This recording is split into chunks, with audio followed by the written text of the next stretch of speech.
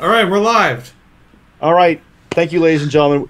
Everybody, we're very, very sorry about the fact that we're a few minutes late. And if you've been following us on Twitter or Facebook, we had a pretty catastrophic failure of the internet at the Morrison home. So again, we apologize for that. But we're back. We're ready to begin, and we're gonna bring you GameSense. So anyway, like I said before, we're here with GameSense for episode 2 of the season, and joining me tonight are our lovely co-hosts. We have Ty Tremblay from 319. We have Naveed Shaffa from Team 360. We have Evan Morrison, the spinning ball, from Team 1983. And our special guest tonight is Kiet, and he is from Team 1538. Kiet, why don't you tell us again a little bit about yourself? Sure. My name is Kiet Chau. I've been an FRC member since this is my 11th season. Currently a mentor on Team 1538, and previously I was a driver and a mentor on FRC Team 968, and currently an engineer at Qualcomm. Awesome. Well, Kiet, thank you so much for joining us tonight on GameSense again, and thank you especially for sticking with us while we had those little hiccups there. All right, cool. So, welcome to the show. Just want to let everybody know, as we do every episode, we don't like to take ourselves too seriously, and we hope that you don't either. We're here to have fun and to give you guys a great show experience. So if you don't like what we said, we want you to go out there and to prove us wrong, okay? So tonight, we're going to talk about where Recycle Rush went this past week and where it's going to go as the season begins to develop into week 2. We have a bunch of topics to cover, so we're going to go right into them as soon as possible. So let's start with sort of just an around the horn. Everybody, I want to hear from everybody about what they thought about Recycle Rush for week 1. So let's start with Evan the spinning ball. Evan, tell us a little bit about Recycle Rush from your perspective. Cool. I think the most surprising thing to me, at least here in the Pacific Northwest, was how difficult co-op was to do, not just from a physical robot standpoint, but from a actually navigating to that part of the field standpoint. And the least surprising thing was how unprepared teams were to deal with cans in various the recycling containers in the various orientations that they may be found on the field. All right, that's some pretty good insight. Kiet, as you are a guest, why don't you tell us what you think? Yeah, so I attended the Inland Empire Regional as a control system advisor there, and I noticed that a lot of teams did have a difficult time dealing with co-op, and it looks like it was a depth perception issue, and a lot of teams aren't prepared to deal with the totes that are placed on, width-wise or the or the length-wise of the tote, and a lot of teams haven't been taking advantage of the autonomous points. A lot of them actually didn't even move in autonomous until towards the end in the playoffs. Cool. All right. Ty, I want to hear from you. You were at the Granite State District event in Nashua, New Hampshire. Tell us what you saw this week. Ugh. These noodles, man. These noodles. I hate the noodles. Everywhere. I hate them. I'm going to just flat out, I'm going to hate them. I try to be as unbiased as I can, but noodles suck. Like, they're... the worst part was just how much havoc Ann Noodle near the co-op step could wreak. It'd touch a wheel, and then that wheel would just be like, "There's no way I can turn. There's a noodle on me. I can't turn." And then I saw one. There was 190 actually. 190 fell into this. There was a noodle that got thrown or tossed up by a wheel, and it got stuck in the middle of a stack and caused the stack. I think they're not worth enough points where they should be scored, and they're worth too many points where they shouldn't be scored. Cool. Yeah. We'll talk more about that later on in the show. And as far as that's concerned, that noodle can suck my silver medal. So finally, Naveed, why don't you tell us about you? You were up in the Pacific Northwest this weekend with everybody else. Tell us what your thoughts are. I definitely want to compound on what Kiet said earlier. I think the most surprising thing was seeing very little autonomous. And it seemed to be most of the successful autonomouses so far, even from the higher end teams, were just getting themselves positioned right and not even going for points. For example, 1983 would go and often they'd grab a recycle bin, back up in front of the human player zone so they're ready to start their stack. I know down in Oregon, Shockwave was doing a similar thing. and we didn't even really see very much of it come a limbs. Started to see some recycle cans moved in unison, but people just didn't design for it or weren't prepared to do it, and I think we might see some more cohesion with it later. But the teams that are able to go through and pick up all the totes and recycle bins by themselves should have a pretty significant advantage, and there's a handful of them debuting this week. Yeah, that powerful auto really takes you far. In a game where the average number one rank is scoring, 70 to 90 points, if you can get 20 points in auto and 40, and that makes your 40 points in co-op even better, you've got your 60 points right there, and then you're just a couple stacks away.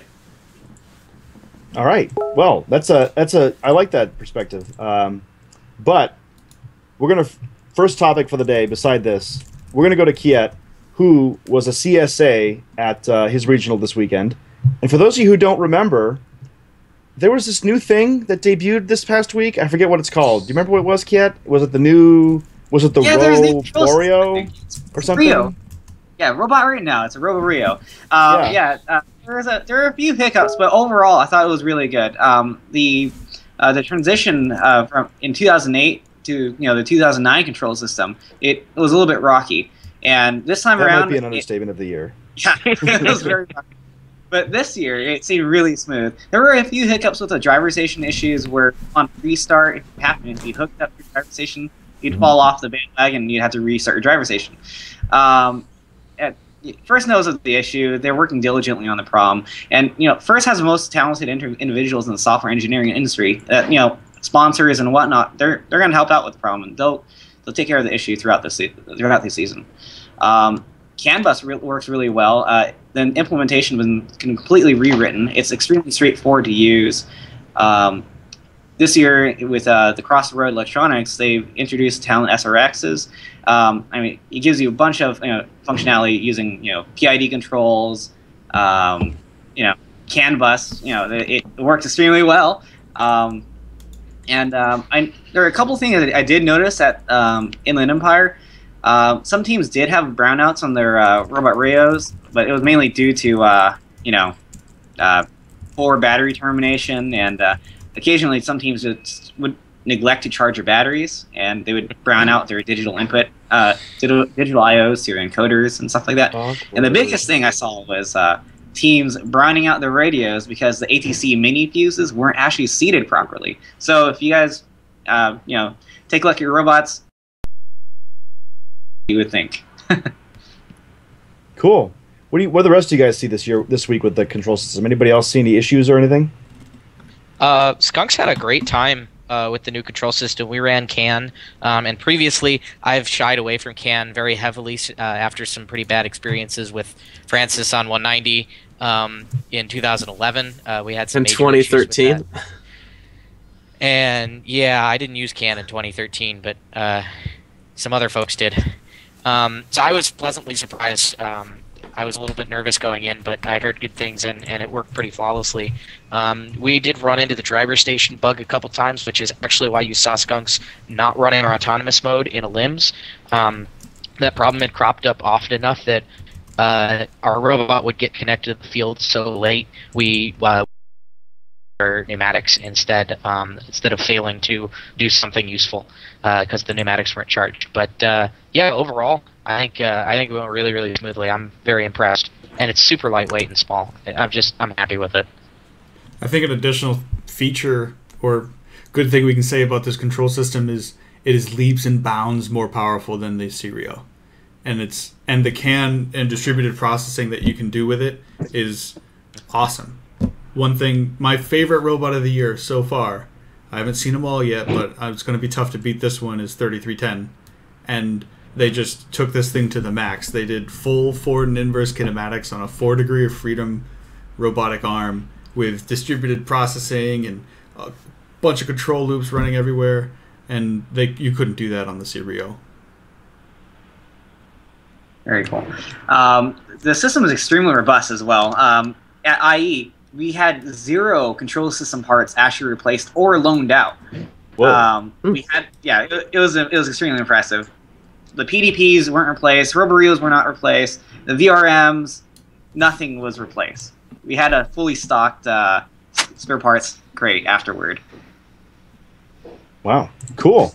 Well, so I think we can call this a pretty big victory, despite the number of issues we had in our normal week ones.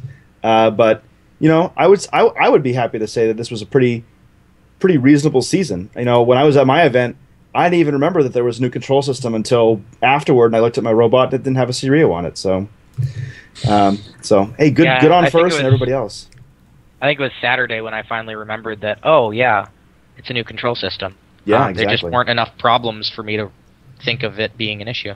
Yeah. So props to everybody who helped out to make the control system work, and to those handsome folks over at Behind the Lines who made some very good videos about that. You should check them out.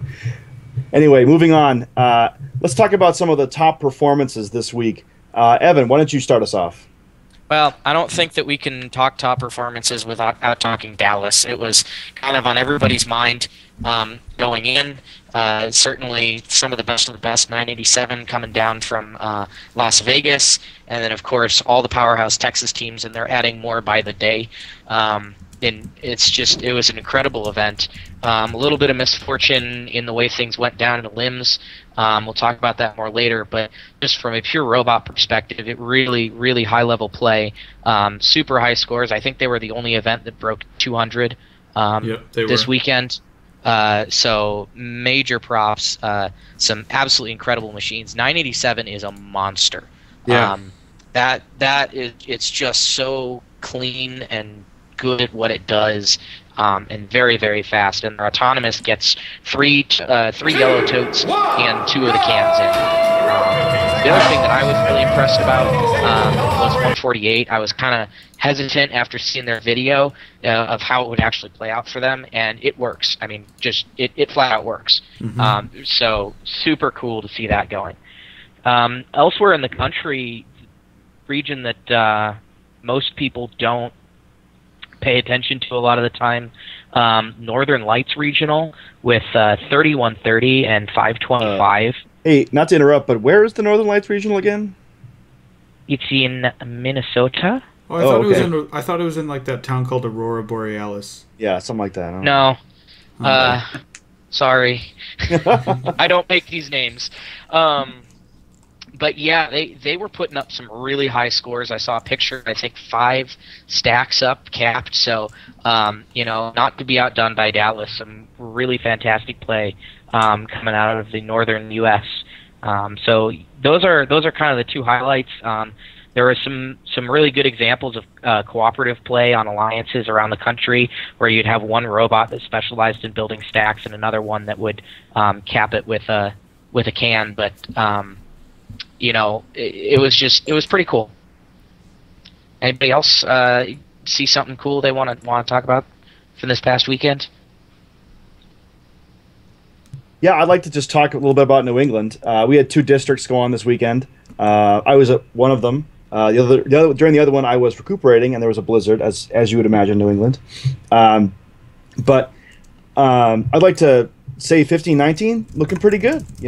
They're a solid robot, to coin a phrase. They're not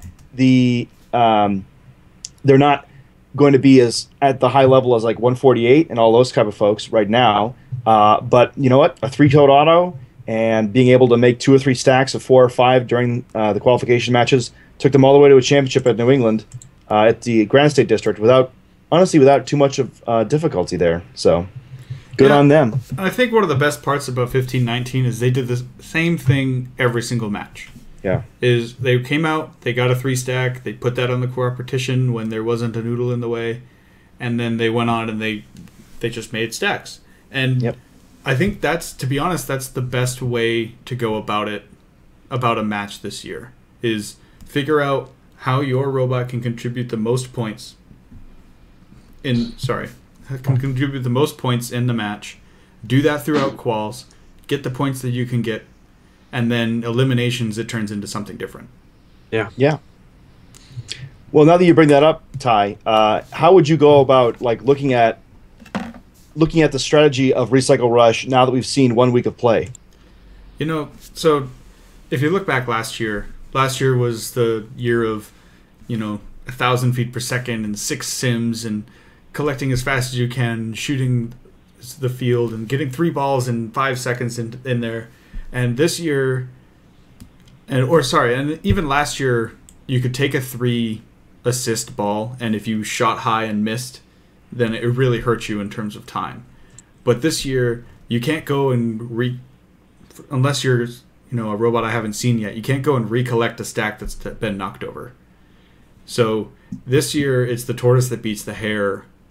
It's the classic story. If you were methodical and you take what you can get, and you know that you can get every single time, and you don't try and rush, then you're going to put up more points than those teams that try and go crazy and knock a stack over and have to go around all these totes and try and build another one. Yeah, it's interesting, especially with the new way that the rankings work, that you can really, really hurt yourself by trying to move too fast and just not really getting any points at all. I saw in the Pacific Northwest, I saw a lot of teams pick up on this very quickly and start to, it was really like night and day after lunch on the first day.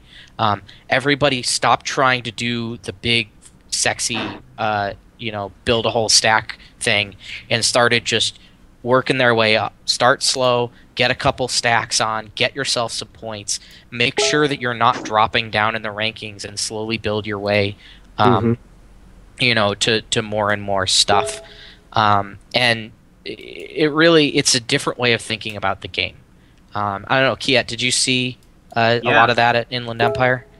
Yeah, initially a lot of teams were trying to go build up stacks of 6 and whatnot. 359, they originally were building up really large stacks, and then towards the end of Saturday, I believe, they started building stacks of 4, stacks of 3, and putting cans on top, and just getting more points on the board so they could go try to clinch #1 seed. But in the end, they did pair up with #1 robot over there, and they made out with a regional win. Woo! Yeah. So now that you mentioned about sort of their strategy for getting into the eliminations, what do you guys think of the new playoff format we've got right here? I know that my team made it through to the finals at our district event, which I was very proud of. But it was kind of I didn't quite know what to make of the whole experience. Like Naveed, tell us what you were there. You at Auburn Mountain View. Tell us what you saw. Yeah, it was kind of bizarre. When it came out to alliance selections itself, granted it is a district and we're still getting used to out here the feel of all of that, and I think this year more so than ever the depth of teams that are available to be picked at a district really shows, because at least for us there wasn't a whole lot of unique designs to pick from. When the Skunks were looking for who they wanted to play with, they wanted somebody who could play that can game, and there weren't a whole lot of choices to choose from. And I think that's one thing, kind of mentioning what's coming up this week that I'm really excited for, is up in Canada, GTRC, they've got a wide variety of very unique machines, and I'm excited to see how those different types of machines play together. For the most part, when it comes to drafting, you want to see if you can get 2 people that work the human station, and there was very few teams that could work the landfill out here, and you just try and do what your robot can do. Quals where you kind of want to do your own thing and you don't want to get greedy and make sure you get those points on the top. Finish off your big stacks and then really try not to mess things up. We saw in playoffs actually one of the strongest seeds out here knock over a stack, and it bit them. They didn't get to move on. And I was pretty excited. We started off from the number 8 seed position, and moving into the end of quarterfinals, I saw us on the board in the number 4 slot. So I was pretty excited. I step out of the room to go to the pit, and they were in the last match. We missed the slot by 1.5 average points. So really close. And I was really proud of the kids. They fought until the end. But that was kind of a weird feeling, because you're sitting there hoping that the other teams are maybe going to knock over a stack, or that they aren't going to get quite as much as you did in that last match, and it's a very different feeling. You're not so much rooting for one team to knock out the other team because it might be easier later in the playoff bracket. You're just crossing your fingers that they don't get more than your average. Yeah, speaking of different feelings, I think it's completely different game when you switch into eliminations. Yeah. And you can actually see that due to our technical difficulties, we are unable to show images at this moment. But you can actually see that if you go to the Blue Alliance's analysis page and you look at their insights, what you can see is that there's a huge increase in the scoring in eliminations. It's drastic. It's like something on the order of like 150% of the points. And that's because this is a game of roles. This is a game where if you have a stacker and you have a capper, you have your stacker stack and your capper cap. And when you do that, when you have your eliminations and you're allowed to pick your alliance partners, you can pick those roles. And I think that's how 15, 19, and 95 cruise to an elimination win. Is 95, they were middle of the pack in terms of rankings. But that's because they could maybe stack 4 totes in a match, but then they were the best capper there. So 15-19 shows up, they're the best stacker, they pick the best capper, and they win. I think it's interesting that you say that, because I agree on some level that it's a role-based game, but there are robots like we saw in Dallas that are kind of a do-it-all-themselves type of robot, and those can also work and be a viable elimination. I think it's in the playoffs. It's really, you just need to have the ability to hit some minimum level of cans on top of large stacks and certain number of stacks, and once you hit that point, whether it's with a really good stacker plus a really good capper, or the other way around where you've just got really 2 really strong individual robots that complement each other in where they're getting their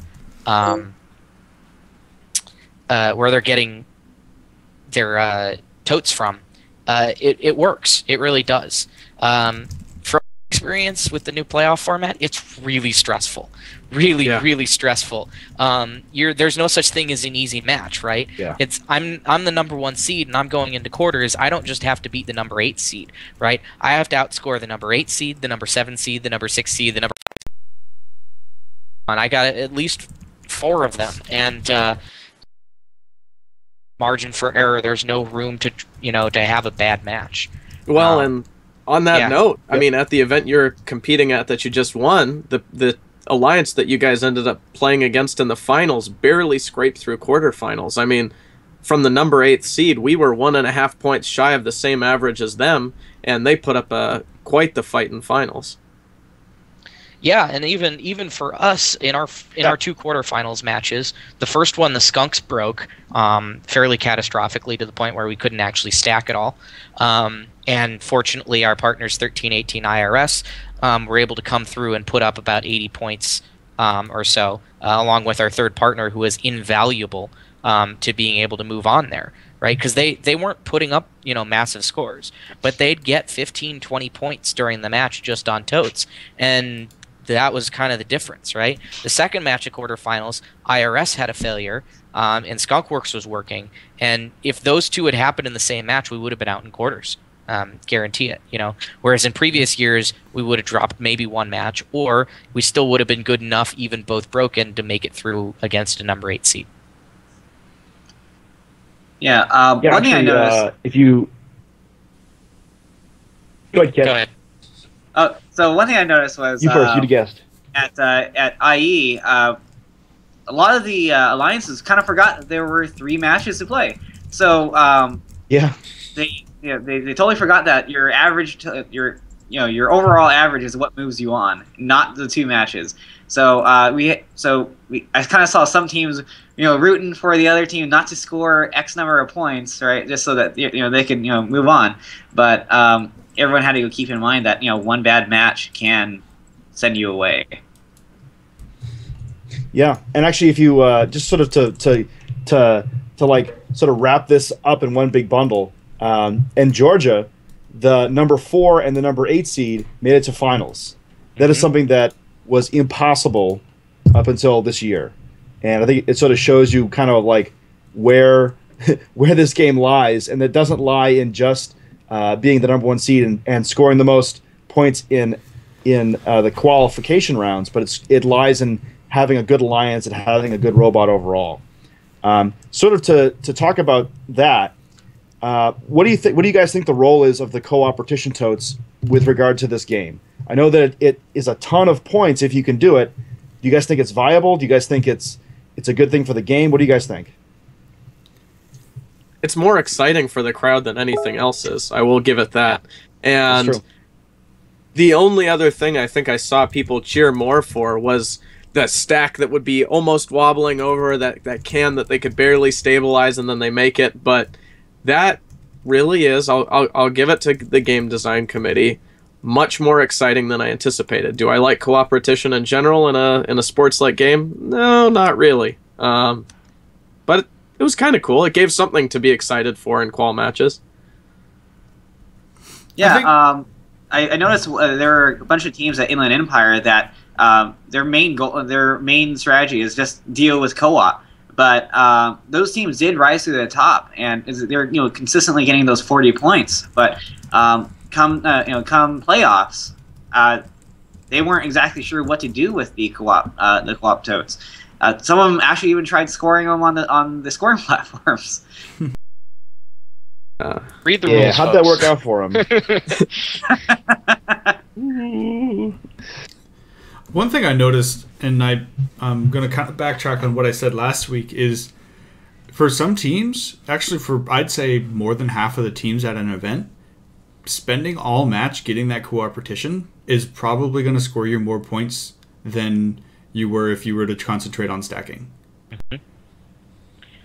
And yeah, that's true. Go ahead, Evan. I think that's a little bit of a problem, honestly, and I'm hoping that it washes out as teams get better, and it gets easier to score points more in other ways. But to have a team spend literally the entire match basically doing co-op, and that gets them 40 points, and that's good. Right, and then if they bubble up in the rankings and end up somewhere near the top, they've got a robot that really, for one, they haven't practiced doing anything but that, and two, they're fairly slow, right? And maybe it's a more delicate operation with the co-op, but ultimately, it is a faster way to score 40 points putting those yellow totes on than any other way, and they're a little bit hosed in eliminations. Now, that being said, the two best co-op teams at the Auburn Mountain View District ended up playing against the number 1 seed in the finals. So they clearly were able to adapt and make that transition. But I think it is a little bit overpowered right now to the point where it's causing some difficulty for some teams that are making eliminations that way. Yeah, and just sort of to touch on what. Yeah. Well, whatever. I still call it nationals, so we give you a pass.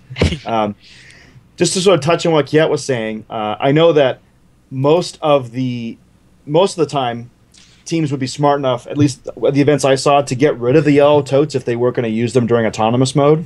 But kind of after autonomous mode, if the totes were just sort of all willy-nilly all over the place, it was sort of like, all right, what do I do with these now? And my favorite was actually Team 88 up in Grant State.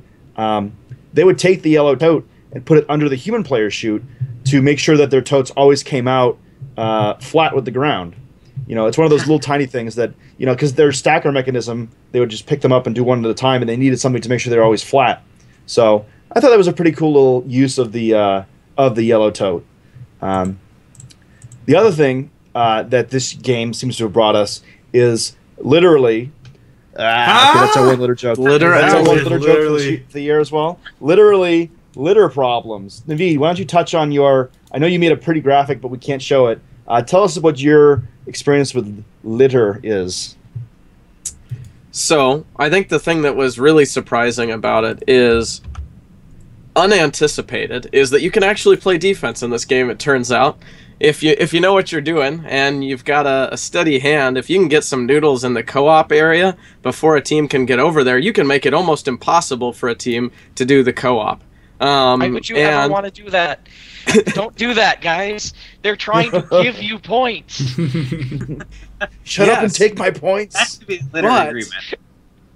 But I did see it happen where teams kind of got baited by the co-op. I know I got baited once, and I probably helped with the baiting. Definitely not intentionally, but it just kind of happens. If you go ahead before the match and you say, all right, we're going to put down the 3, you're going to put down the 3, we'll put the 1 on top, and you can't make it happen, or you get over there, and I saw many times the totes just go falling over the step, then you can shoot the other alliance in the foot, even if you're not trying to.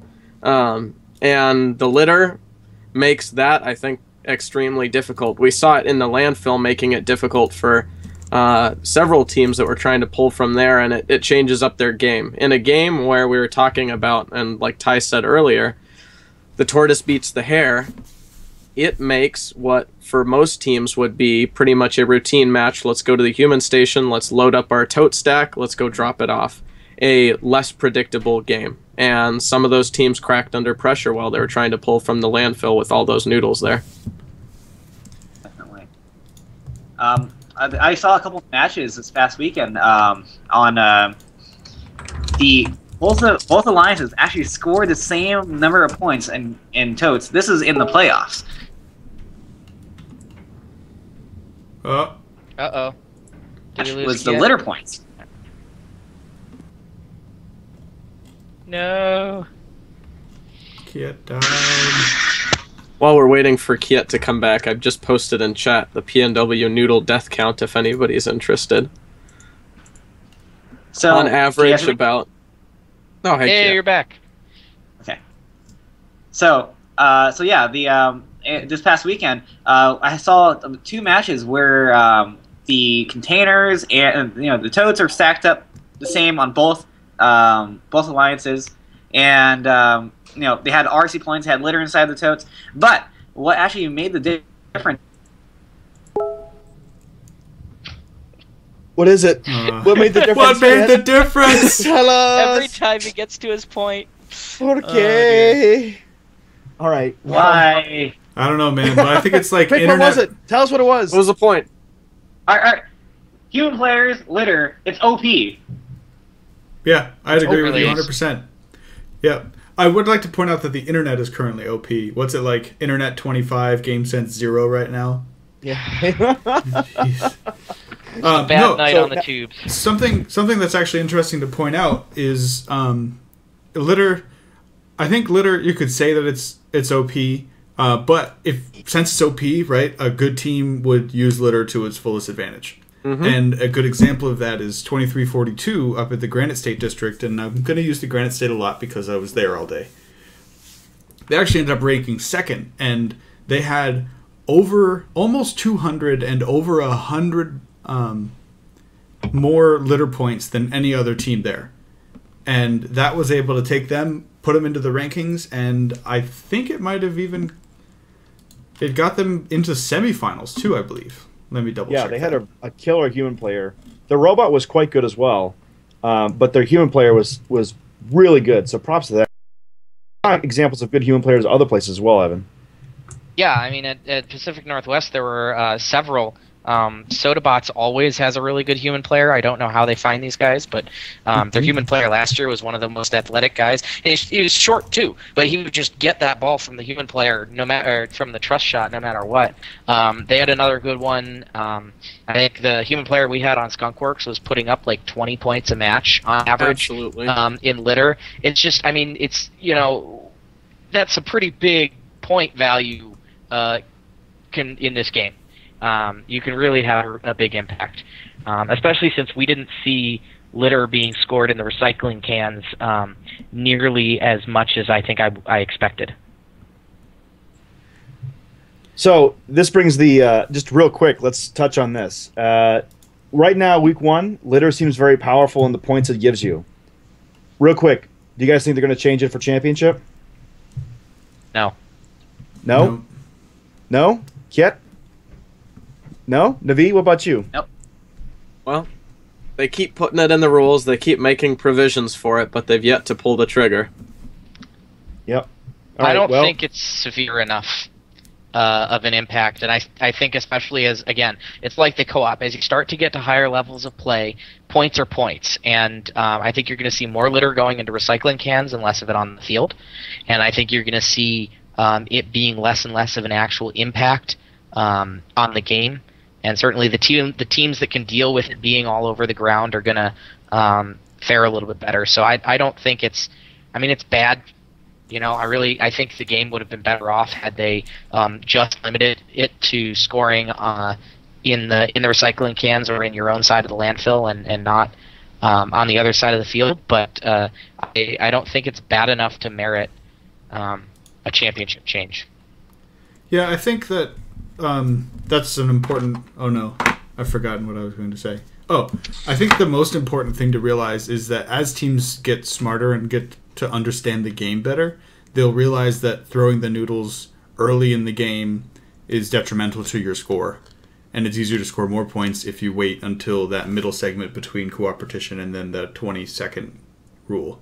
So I think it'd be best if we saw, to throw the noodles in championship. I'm going to wait a week, and then I'll let you guys know. You are a wise and gracious leader, Ty. Thank you for your prudence in this. I am a generous FRC god. Yes. So, now that we've talked about litter, let's move on to the other big topic of the week, Dallas. Things was pretty crazy down south where the Cowboys play. I heard there were some actual Cowboys there, players, not the actual people who wrangle cattle. Evan, why don't you give us a little bit of your insight as to what went down with regard to Dallas? Well, everything's bigger in Texas, and Dallas exploded. That's the only, or imploded, one or the other. I mean, for one, I would say both. We already talked about it. we already talked about it a little bit earlier. But there was some really high level play there. Regardless of everything else that happened, the running late and behind schedule and some of the issues in limbs, it really demonstrated how this game can be played by the top teams, and it's pretty cool to see robots do their thing. I gotta say, it was actually a lot more interesting to watch than I would expect, because you find yourself rooting for the teams to just get that one more stack on in the last second. Can they make it? Are they going to fall off? All that stuff. So I thought that was really cool to watch. But we're not going to get out of here without talking about what seems to be a yearly occurrence of somebody getting screwed out of a regional victory and first giving them a bid to championship. I don't know how many of you have seen Frank's blog post today, but they basically said that there were some mistakes that were made by the officiating situation in a limbs or in playoffs rather, and because of that 3802, the third partner, so the entire 987 148 3802 alliance was impacted, as were their opponents for that matter, but at different levels of impact on their ability to play the game. 148 is already pre-qualified for championships. 987, congratulations to them on winning the Chairman's Award there. So they qualified for championships. 3802 was the lone robot out. So they were essentially, it was determined that they weren't given a fair chance. So they were given a wild card to championships. Now, how did this all come about? Well, so there's a rule. There's a lot of rules, but there's one particular rule, G7, about if a robot is not in compliance with the rules at the start of the match, specifically height or being in the correct zone, aka not being in the landfill or auto zone at the start of the match, that they are disabled. However, the rule also states very clearly that if it is a quick remedy, the teams are to be allowed a chance to go fix it. And both the 118 and 624's third partner, I believe that was 2613, they were slightly over the line into the landfill, so they were disabled. And 987 was determined to be over height. They were starting in a configuration that they had not previously started in, and they were disabled. And neither of these teams were told that they were being disabled before it happened. So that's really where the big transgression occurred. Not going to delve into the details of whether or not They weren't overhyped or over the line. The fact of the matter was that the rule was not applied properly. The teams weren't really treated graciously or professionally or fairly, and because of that, we've got this whole big controversy. So, Francis, I think you have something to add on to this.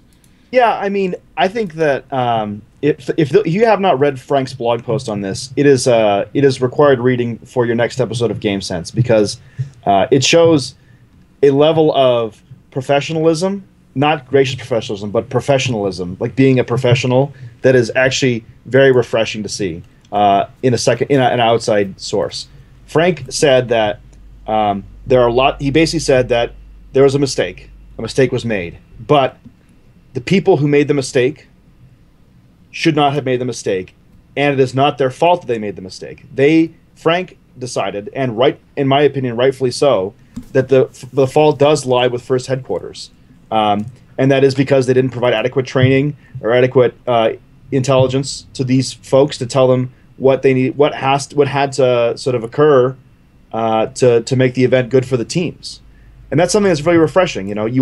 They say that if you've ever looked at like failure analysis and things like that, you ask why 5 times, right, and you figure out why. Well, why did this happen? Well, the refs disabled them. Why did they disable them? Because they were overhyped. Why were they overhyped? They never win the situation. It goes on, and eventually you figure out, well, maybe the refs didn't quite have the training they needed. And I think that's very bold of Frank, not bold, but very brave of First and Frank to admit to that and to state that they're going to work toward fixing it. What do you guys have to say? Also, don't forget, there were a lot of really good matches there, so we don't have to talk about all the sad stuff too. Yeah, I'll touch on the sad stuff real quick and then jump to good stuff, which I think is the biggest tragedy of the entirety of Dallas. So first is the sad stuff. I think the important thing that First realized or that Frank mentioned in his blog post is that this is about a positive experience for the mentors, for the students, for the whole team, and that's the end game, right? We build these amazing robots, and to not be able to compete and use them is awful. So if the number one goal should be, all right, how do we get these kids to play this game? How do we get this robot to be able to go? And if you can't do it, then, unfortunately, we have to disable. But on to the biggest tragedy of the entire game. 148 is so good at making stacks that they block off vision of half the field. Yep, well, there's that. They're also so good at making stacks that they had a real chance at winning that final match 3 with 987 disabled. Like, up until about 40 seconds left in the match when the can with litter falls off, they were hanging in there by themselves. So, and if Alfred was there? If Alfred was there? Yeah, that was the other thing. I think that's less of a controversy. Right. Alfred was ruled illegal because the string was not high enough visibility, and therefore was a safety hazard, and for whatever reason they weren't able to find a remedy that kept the functionality they needed. So we do expect Alfred to be back. Yeah, they'll just anodize that string red and they'll be all set. I'm not an engineer. I'm not sure if you can anodize string. We'll get back to that later, though. I would like to say, though, I think that the level of play you saw at Dallas, especially in the finals and a lot of the semifinals, where we saw 624, 118, 148, all them play 987. You're not going to see that for a couple of weeks. I think that's going to be a pretty high watermark that might be hard to reach for some alliances, because they were operating pretty damn well, making stacks of 6, which a lot of regionals and a lot of districts didn't see hardly anybody get any close to a stack of 6. So we'll see how that stands as we go on. Speaking of that, Naveed, why don't you get us pumped for week 2 here? Tell us who the power players are for this next week. All right, so here's the big one. We have half of 2014 Einstein on the field. We have 254 coming out this week, 74, 1114, 1678, 67, 2481, 1625, and 3467. So, What that means is we're looking at some more high-level play, spread out a little bit more than Dallas was, which is the reason that it made it so exciting. But I'm really excited to see, like I said, up in Canada this weekend, especially that high-level roster at the event, as well as the uniqueness of the designs. Yeah. I'm actually really curious to see how the game sort of transforms and plays as we go forward. Kiet, you saw it last week. What do you think is going to happen in this next week as you and your team look forward to your event in week 3? I think teams are going to get smarter about how they go deal with the co-op, just like what we mentioned earlier. People probably won't throw litter as early. They may make an agreement. After co-op's done, they'll take care of litter after then. I think teams are going to probably start building smaller stacks and just try to get more points on the board, so you at least get some kind of baseline for them to start to work off with on their average. It'll probably be a pretty close. I think it'll be pretty close to last week, but with some slight improvements. You're going to have the higher tier teams come on board, so we'll see what they do. Yeah. I think my take on. Oh, go ahead, Evan. Thanks. I think it'll be interesting to see some of the top teams and how they come out of the box. This is a game, the way that the ranking system works, that I think actually really helps 254, and I'm going to single them out because they've some years they have really slow starts. 2013 comes to mind. They had a lot of issues at their first event with their robot, and by the end they were working really well and they were destroying, but by that point they'd already lost a whole bunch of matches, and they weren't in the top 8. They got picked by number 1 and then just rolled straight through limbs. This year there's a slow start, right, where you don't score a lot of points, but if you start really killing it at the end, you can get yourself back into the rankings. Not every match has equal weight, but not every match has an equal. So I think that'll play a lot to Cheesy Poofs and maybe 11-14, although they tend to be pretty strong right out of the box. Be interesting to see how that runs. Yeah. I'd be interested to see. I would like to see more play with the cans by your average qualification alliance during this next week. If you didn't already know, the cans are going to be the key to the win, especially during the eliminations. And I think that if people are smart, they're going to think about maybe not necessarily putting as much effort into co-op, maybe making sure it happens, but not stressing it so much, and also focusing on the cans on your side. Because that's really where the points come from. Stacks alone, an alliance cannot win on stacks alone. You heard it here first. So, 1648 stacks. Yep. All right, Pete or Ty, anything to add about what you're looking forward to for this next week before we move on? I'm good. I'm looking forward to playing with 319. Our team's getting ready to go to our first competition, and that's all I can think about. Awesome. All right. Well, we are reaching the terminus of our show here. So we're going to go around the horn, and we're going to do shout-outs for each person. So, Evan, give us your shout-outs. All right, so I'm going to start off with a past week shout-out. I want to officially award 987 the reigning champion of being on the wrong side of controversial calls. It seems to happen every year back to 2011, so I salute you guys. Stay gracious, stay professional. We love you. Moving on, though, I'm really excited about the new Mexico City regional. I think Mexico has had some really good teams that nobody really notices because they usually only go to one event, specifically 2283 Panteras. They released a video with a really, really slick-looking robot a few weeks back. I think they're going to do really well. And then my friends on 1678 Citrus Circuits, beginning their quest for a third straight Einstein appearance and hopefully taking it the one next level further and getting their world championship. So they're playing at Central Valley this weekend. Really looking forward to see what they brought out. Cool. Naveed, what do you got for this week? I'm going to give a shout out to 1986 Titanium. They've been on the B list for a long time, but I think this is their breakthrough year. I think this is where they go to Einstein, and I think this is where they will really shine. They've got everything on that robot, and I'm excited to see it compete this weekend. Going to shout out all the way over to Israel to 1657. I love Stretchy and Fetchy. Yeah, it's a really nice robot, and I think the thing about it that is most inspiring, I might have been able to do that. It definitely has some complexity to it, but they really used their brains, and they didn't work harder than they needed to make a machine that's going to make them really competitive this week. And then my last shout out is going to be a Northwest one, and that's going to be 4061. If you haven't heard of them yet, look them up. They're pretty cool. 2012, they were a rookie. They came out in 2013 with a full court shooter that just tore up the field. And last year, they went out and won their first regional in Spokane.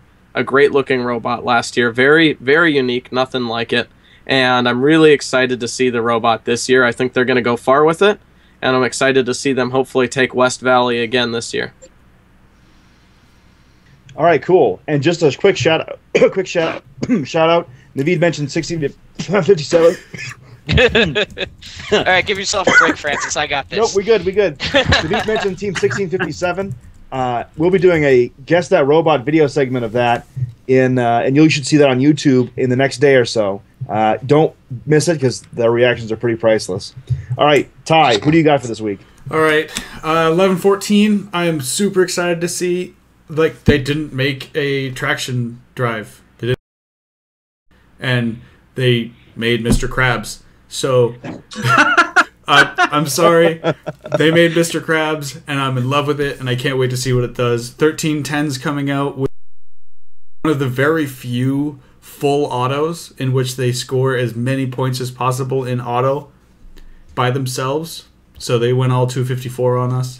And then 1241 made two robots, and then they made two robots, but it's one robot. But it's two robots, but there's two stacks, and it's one robot, and I don't know what they're going to do with it, but it's going to be incredible. Awesome. For this week, I'm pointing out Team 1126, Sparks. They're from New York. They always come up with something cool and crazy. Last year, they had a shooter that would shoot a ball from one side of the field, off the field on the other side. So I'm really eager to see what they come up with this year, hopefully less deadly. And then, of course, I got to give a shout-out to my homeboys on Team 177, the Bobcats. I'm looking forward to see what you guys come up with for this year. And hopefully, we'll see you guys on Einstein. All right, Kiet, take us home. Who are your shout-outs for this week? Gotta give it to the Poofs. Team 254, they just revealed the robot today. From the looks of it, it is a pretty complicated robot, but it's nothing new that they haven't done. They have plenty of control system experts. And they pretty much took all the control system experts out of FRC. They've got on lock. They'll have it taken. Go run away with the regional. 1323 is gonna be competing at CVR as well. Not sure what they're doing, but they've done good work in the past as well. Cool. All right. Well, that's our take for it this week. Thank you guys so much for sticking around and watching us. For those of you who are watching live, we're a little bit late. We're sorry about that. We're going to work to make sure that doesn't happen again next week. If you're watching live, join us after this for a quick Q&A with Kiet and everybody else. So we're going to, if you haven't already, you can ask your questions in the Twitch chat using the GameSense bot. Use !Q followed by your question, and you'll send your questions right into the bot. So before we end for the evening, I want to give a big shout out and thank you to Kiet for coming out here and spending the evening with us. We're really sorry that for being our CSA. We're sorry that we spent a little too long of your evening here, but thank you so much for being here again. Thank you. Cool. All right, well, everybody watching at home, thank you guys for watching GameSense. We look forward to seeing you again next week or right after this at the Q&A. Bye-bye now, everybody.